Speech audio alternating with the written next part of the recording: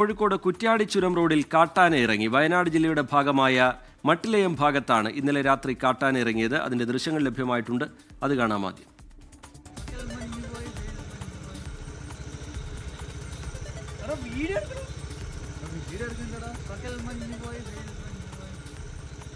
Gokul K Venugopal കോഴിക്കോട്ട് നിന്ന് വിവരങ്ങളുമായി ചേരുന്നുണ്ട്. വിവരങ്ങൾ.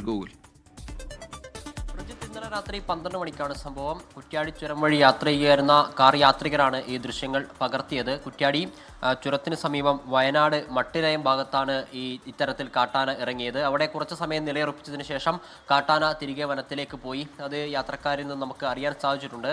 കുറ്റ്യാടി ചുരത്തിൻ്റെ വിവിധ ഭാഗങ്ങളിൽ ഇത്തരത്തിൽ കാട്ടാനകൾ ഇറങ്ങുന്നത് പതിവാണ്. 2 മാസം മുമ്പായിരുന്നു കാർ യാത്രികരായ ഒരു സംഘത്തിന് നേരെ കാട്ടാന പാഞ്ഞെടുക്കുന്ന ഒരു സാഹചര്യം ഉണ്ടായത്. എന്നാൽ ഇത്തവണ ഈ ആന ആക്രമണത്തിനൊന്നും മുതിർന്നില്ല. ആന റോഡിൽ കൂടെ കുറച്ചു നേരം നടന്നതിന് ശേഷം തിരികെ കാട്ടിലേക്ക് പോകുന്ന ഒരു സാഹചര്യമായിരുന്നു ഉണ്ടായിരുന്നത്. റിജിത്ത്. ഗോകുൽ കെ വേണുഗോപാൽ കോഴിക്കോട്ട് നിന്ന് വിവരങ്ങൾ പങ്കുവയ്ക്കുകയായിരുന്നു.